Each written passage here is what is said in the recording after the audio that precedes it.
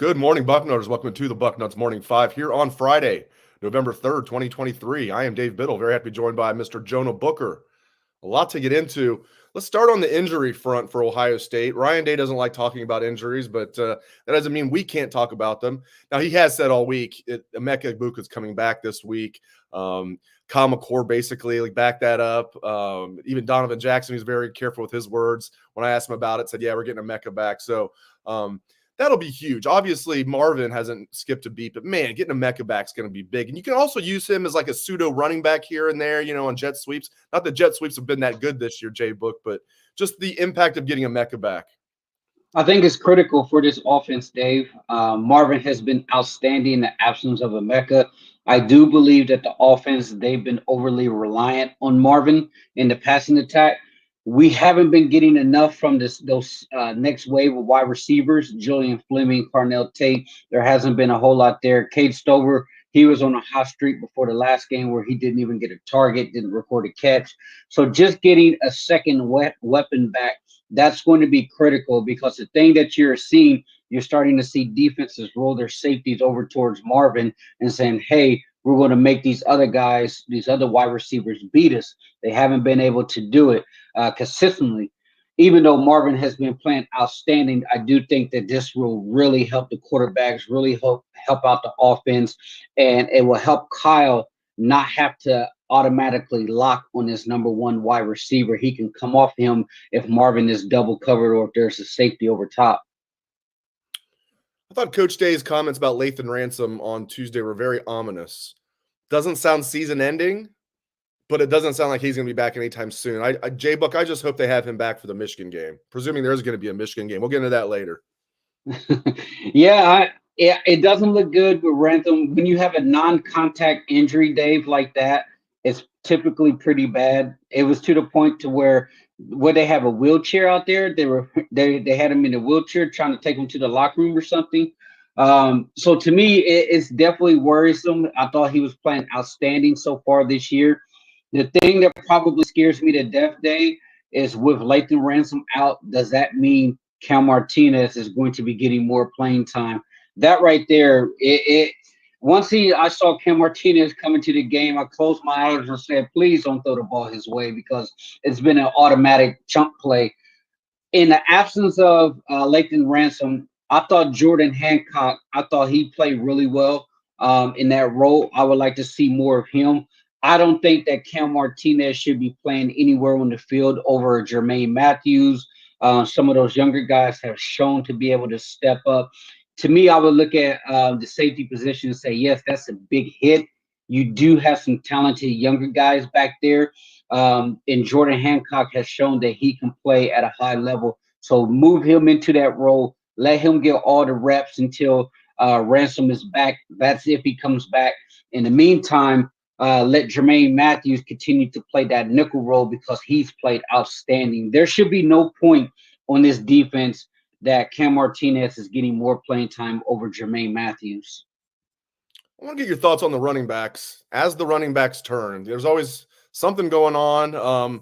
They get good news. TreVeyon Henderson comes back, looks great, adds an element to the offense that they don't have without him. I want you to get into that if you would. Just what TreVeyon adds to this offense if he's able to stay healthy. And then we get the news on Tuesday that Chop's out for the season. Obviously, he was the third-string tailback, but, man, as we know from last year, depth can disappear quickly. Your thoughts on the impact that TreVeyon has on this offense, and are you concerned with losing Chop? The way TreVeyon ran that football up against Wisconsin, Dave, he looked like he could be one of the best running backs in all of college football. I mean, he was planting that foot goal. He was making people miss at the line of scrimmage. He was running hard. Fresh legs, TreVeyon Henderson is outstanding. Now, when you're talking about Chop, did they even discuss when the injury took place? Was it practice? Was it a game? And that's the thing about these running backs, like week to week, you got to hold your breath and hope that you can have a full complement of backs there, because if not, they're absolutely going to have to pull the red shirt off Dallin Hayden that they're trying to dearly hold on to, because Henderson has an injury history. Chip Traynham has been banged up this year. They've had Miyan.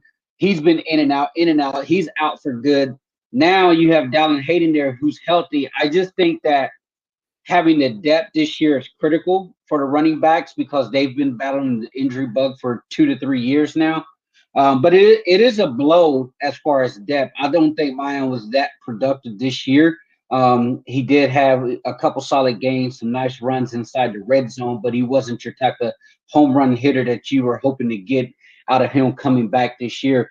But man, the way TreVeyon Henderson is playing, if he can keep this up, stay healthy, and build on that what he did against Wisconsin as we head into November.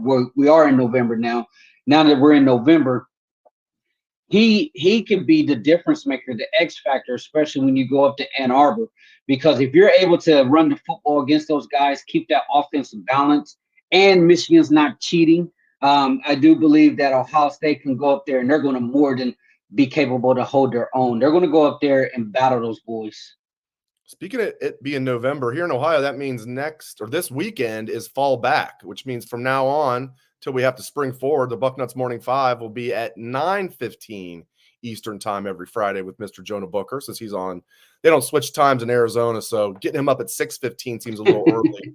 7:15 is what it is for Jonah, so that won't change on your end, my friend, but it'll change for me and people here on the East Coast. So 9:15 a.m. going forward on Fridays. I'm looking forward to getting an extra hour of sleep this weekend, and I'm not looking forward to it being dark at 5 o'clock here, but I digress.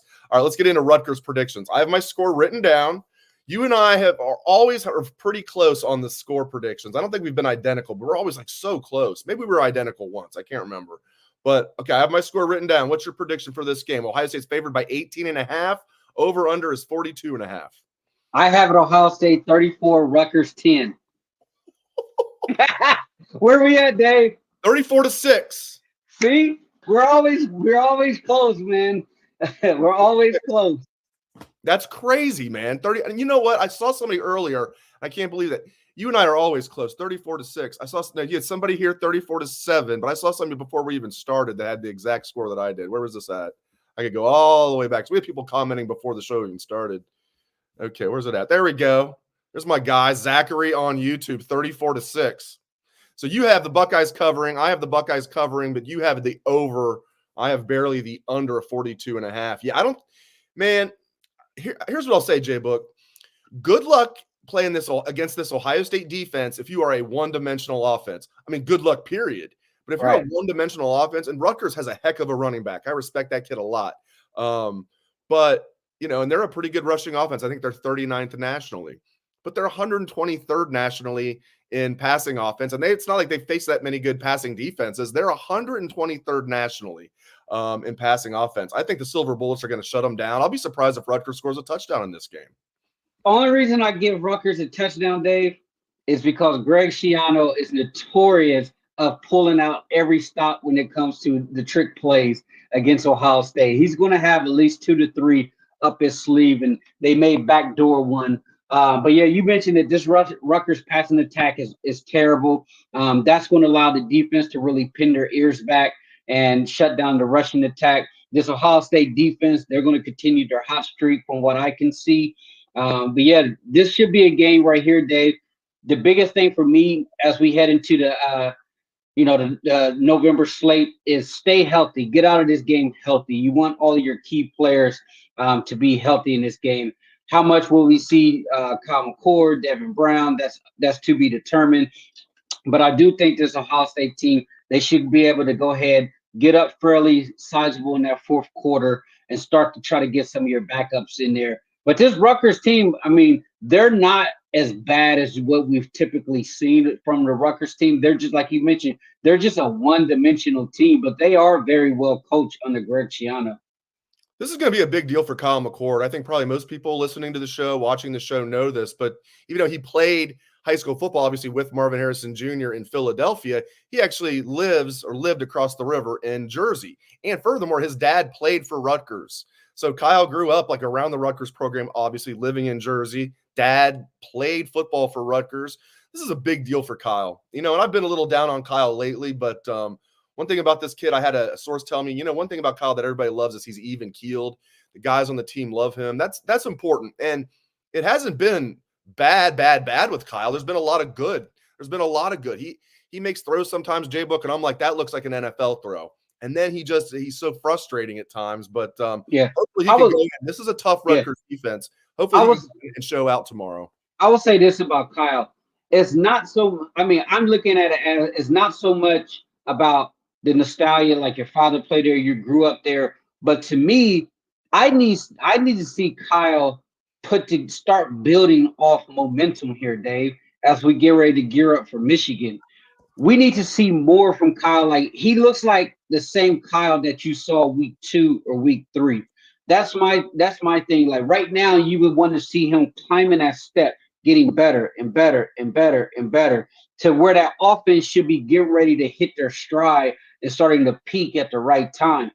I believe that is contingent on his play. If he is consistent, he's taking care of the football, he's getting the ball out of his hands on time and making accurate throws to where they're catchable footballs for his wide receivers. The offense has the potential to take off. They haven't taken off yet because of the consistency from the quarterback position. So I'm curious to see how he's going to bounce back from Wisconsin, where he had all of those turnovers, made some nice throws, missed some throws. Can you actually put a full 4 quarters together, not start slow, and really start to ride that wave and build some momentum as you head into Michigan game? Yeah, I mean, it's going to be interesting. And Schiano's going to pull out all the stops. The Schiano, man, they're going to be doing passing the ball across the field on like kick returns, and he's going to be pulling out all the stops. And I know Wimsatt, I've said it, they can't throw the ball. Watch them have a couple of plays where Wimsat's able to, because he's a talented kid. They're going to take some shots down the field. Rutgers will pull out all the stops, which gives me a little bit of pause. That's why the title of the show is Will They Overmatch the Upstart Knights? Not that they will. Will they? I don't know if they will. Mm-hmm. I'm predicting that they will win comfortably, but I don't think it's going to be some crazy blowout. But Schiano pulling out all the stops. What do you think about that? I think he's definitely going to pull out of stops. That's his MO since he's been at Rutgers against Ohio State. He'll pull out all the trick plays here and there. They have no chance besides doing the trick plays and stuff and trying to ball control, sit on the clock, shorten the game. That's their only way that they're going to be able to win this football game. All right, I'll let you guys know real quick about one of our sponsors, and J-Book and I are going to get into what's going to happen at Michigan. What is Tony Petitti going to do, the new commissioner in the Big Ten? So stick with us. But I want to let you guys know about Underdog Fantasy. Love these guys and how you can basically get some free money. We have to take a quick break to talk about the official fantasy partner of Bucknuts, Underdog Fantasy. Underdog is super easy to use. You go on the app and you go pick whether your favorite players will have a higher or lower stat total than what is listed. Do that with 2 to 5 different players and you're in business. If you go 5 for 5, you can 20x your money. For example, maybe this Sunday you want to put together an entry with all OSU alums in the NFL. You could select an entry with CJ Stroud, Garrett Wilson, and Michael Thomas, all going higher than their stat total. If it hits, you win money. We see a lot of you are downloading Underdog, using the promo code, and having fun, which we love to see. If you haven't yet, check it out, because when you sign up, you get your first deposit doubled up to $100 using code Bucknuts. Visit UnderdogFantasy.com or find them in the App Store, and don't forget to register with my promo code Bucknuts to get your first deposit doubled up to $100. Must be 18 or over and present in a state where Underdog Fantasy operates. Terms apply. Concern with your play, call 1-800-GAMBLER or visit www.ncpgambling.org. All right. As promised, my friend, as much as I love fantasy football, I am loving this stuff at Michigan even more. I don't know. Maybe not last week. Last week I was really loving fantasy football, but no, this Michigan stuff takes the cake, man. It's like the gift that keeps on giving. Now you have all these conference calls with the new commish, Tony Petitti. You had the coaches were all pissed off. Then you had the ADs and presidents were on there. And it sounds like everybody thinks something should happen to Michigan except for Michigan. My question for you, sir, what do you think Tony Petitti will do, and when do you think he will do it? This is my theory, Dave, and I could be completely off base, and they announced something this afternoon as far as a suspension or something, but I don't think the Big Ten is going to do anything this season while Michigan is in contention. I just think that you're talking about Tony Petitti, a former TV executive as well.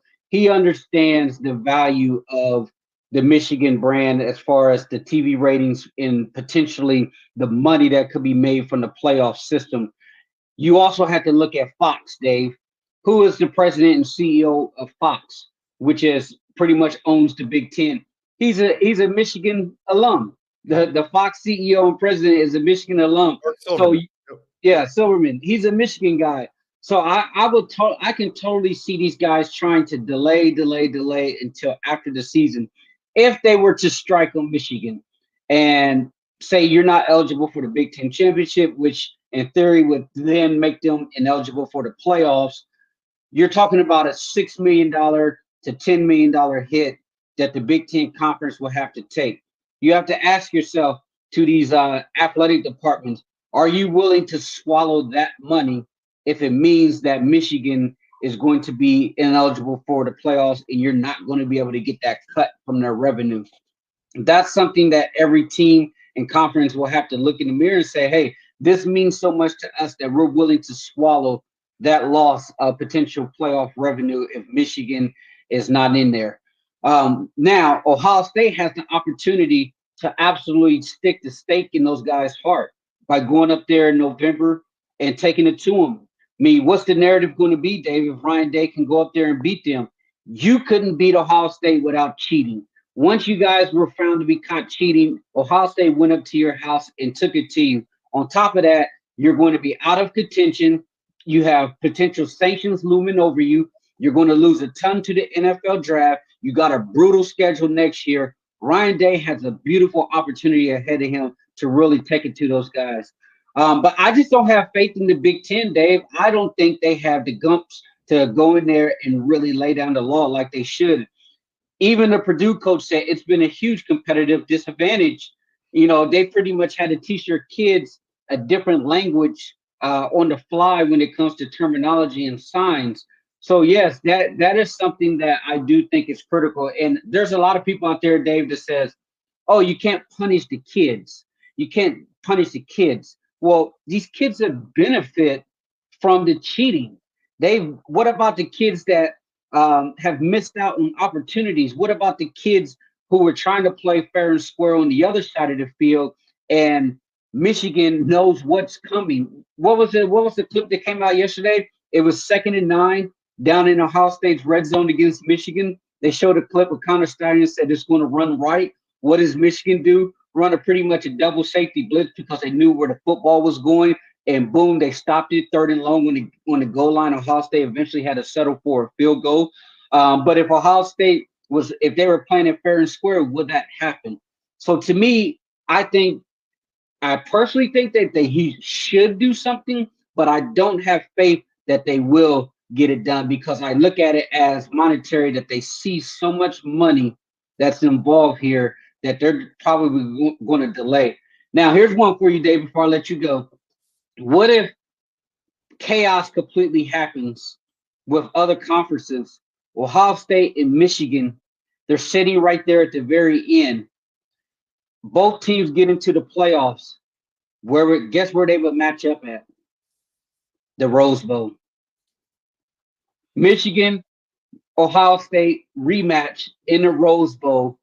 You can't tell me that wouldn't be by far the highest rated college football game ever, as the Rose Bowl is going to be phasing out into more just a playoff role potentially and stuff. Having that rematch in the Rose Bowl will be absolutely incredible. A couple things. I'll kick it back to you to finish the show. Yeah, regarding players, being fair to the players, I'm so glad you brought that up because just look at what DeJuan Jones said. I mean, he said, come on. They asked him about it. He's with the Browns now, of course. And who knows, maybe he would have been higher than a 4th-round pick if some of this stuff didn't happen. And he had quotes like, he just kind of shook his head. It's like, at the end of the day, we were kids, and we kind of thought something was up. They seemed to know our plays, but he's like, at the end of the day, we're kids. So, yeah, what about guys like DeJuan Jones? I'll go as far as say C.J. Stroud would have won the Heisman, if they would have beat Michigan last year. And who knows, if they beat Michigan and C.J. has a big game, he probably wins the Heisman. Maybe he goes number 1 overall in the draft, although I don't think he's too unhappy about being with the Texans. They're actually doing pretty well. But and the other thing regarding Tony Petitti, here's the thing. We've never seen anything like this as far as the cheating scandal. we've definitely never seen anything like this where like all the other teams in the Big Ten are super pissed. So it feels like when you've got, assuming the presidents and the ADs feel the same way, which I'm guessing the vast majority do as the coaches, obviously the coaches are going to be a little bit more heated about it. When you have that many powerful people, 13-1 basically, then times however many people are on the 13 against one institution, I feel like Petitti is going to have to do something. That being said, I don't think it's going to be anything major, like cancel their season. I think it's going to be something like Harbaugh gets suspended again, or maybe multiple coaches get suspended, and Michigan's able to play. I do think the hammer's coming during the offseason. I have no doubt about that. But I agree with you overall. I think Petitti won't do anything major. But J-Buck, I think he has to do something. Agree or disagree? He has to do something. I would like for him at least to release a message, like say something to the public. Like the silence from the Big Ten office right now is what's kind of having people up in a frenzy. Like, okay, are you guys even going to do anything? Are you guys even investigating? Like, what's going on? Like, what's your plan of action here? Just getting some type of communication from the Big Ten office. I'll tell you what, Michigan, they're lucky Jim Delaney's not in office right now. And the way he likes to lay the hammer down, or they would be in big trouble. But with a new commissioner coming in who's a white shirt executive, when you look at big business, Dave, if you're running a major entity, someone says you have to voluntarily throw away $6 to $10 million, depending on what the payouts are going to be. That's going to be something that the conference have to look in the mirror and say, are we going to take money over the ethics? Because to me, this is more of a situation of ethics when it comes to Michigan, as well as the spirit of the game. This is blatantly cheating. Like, Michigan fans can say what they want to. As a former defensive player in college, if you know where they're going to go, where the football, if you know it's a run or a pass, that is a major advantage. A defensive coordinator can easily line up and say, hey, this is going to be a pass, or this is going to be a run. At that point, they can just go ahead and call a defense that's going to suit that area. Sorry, Dave, just had a call. You're good, man. You're good. Sorry about that. But yeah, it's a major advantage for the defensive coordinator to know if it's a run or a pass. And to me, that's just the ethics of the game. Like, you have to do something to these guys. You just can't let it slide. But I don't know if they have the gumption to do it. Yeah, it's going to be interesting to see what happens. I can't wait to see what he does, or if he doesn't do anything, that there's going to be a firestorm. So either way, it's interesting. Great stuff out of Jonah Booker. Ohio State-Rutgers tomorrow, high noon. Join me after the game. What we learned live right after Ohio State-Rutgers. I'll be joined by a few guests, including Steve Hellwagon and Patrick Murphy, live from Rutgers. Thanks again to J-Book. Thanks to all of you for tuning in. Hope everyone has a great day and a great weekend. Enjoy the game tomorrow, Bucknutters.